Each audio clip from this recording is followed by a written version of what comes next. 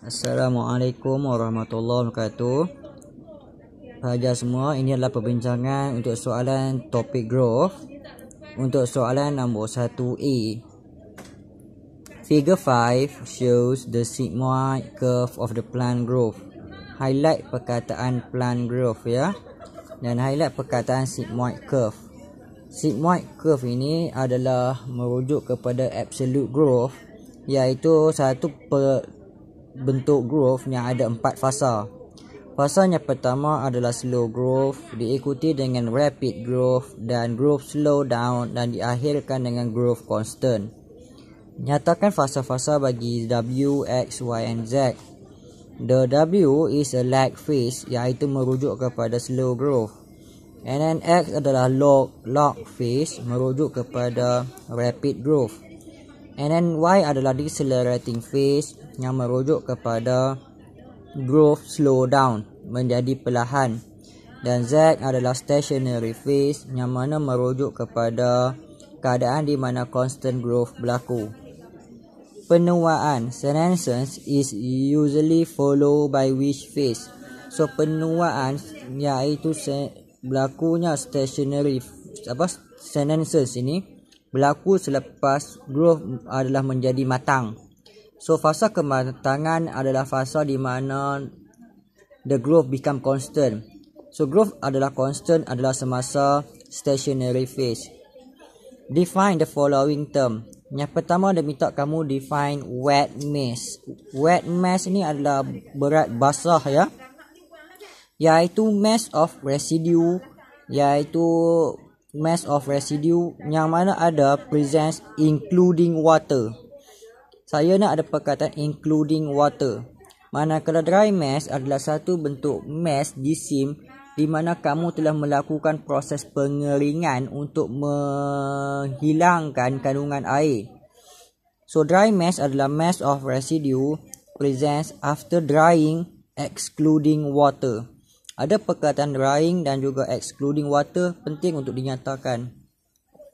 Soalan yang terakhir tanya kamu state 3 disadvantage if using dry mass. Apakah kekurangan kalau kamu guna dry mass untuk melibatkan measure of the plant growth? Yang pertama, plant ataupun organism need to kill. Kita kena matikan tumbuhan tersebut untuk kita jalankan proses pengeringan. Yang kedua, dia adalah satu time consuming proses di mana kita terpaksa mengambil masa untuk menghilangkan kandungan air sebelum kita mengambil jisimnya. Yang ketiga, apabila kamu dah bunuh organism tersebut, you cannot do repeated reading. Repeated reading, ejaan reading R-E-A ya. Okay, on the same organism. Soalan yang kedua melibatkan satu soalan definisi, define growth. Untuk kamu define satu growth, penting untuk kamu nyatakan ia adalah permanent irreversible increase. Dan kita perlu ambil increasing of what? Increasing of parameter on the living organism. Soalan B, state 3 phases of the growth. Untuk perkembangan growth ini melibatkan 3 fasa. Yang pertama adalah cell division. Yang kedua, cell enlargement, dan yang ketiga adalah cell differentiation. Tolong bezakan dengan fasa-fasa ini. Lag, log, decelerating, stationary phase ni adalah fasa-fasa bagi sigmoid curve. Manakala kalau soalan tanya kamu fasa bagi perkembangan organism secara umum, ini adalah fasanya. The first one, cell division phase, cell enlargement phase, cell differentiation phase. Ada beza antara dua perkara tersebut. Soalan yang ketiga C, name and draw the growth pattern for the annual plant. Highlight perkataan annual plant. Ini adalah satu graf perkembangan biasa. Tapi untuk annual plant, tumbuhan annual ni adalah tumbuhan tahunan di mana dia hanya hidup dalam satu masa sahaja ya. Annual plant ini dia macam graf sigmoid biasa tapi dimodifiedkan. Yang pertama, sebelum dia mengalami perkembangan, dia akan turun dulu. Ya. Dan apabila dia turun dulu ni, barulah dia mula naik macam sigmoid. Dan di hujungnya dia akan turun. Annual plant ni adalah tumbuhan-tumbuhan tahunan yang biasanya melibatkan tumbuhan-tumbuhan peladangan, crop. Di mana apabila biji benih itu bercambah, beratnya akan turun dahulu.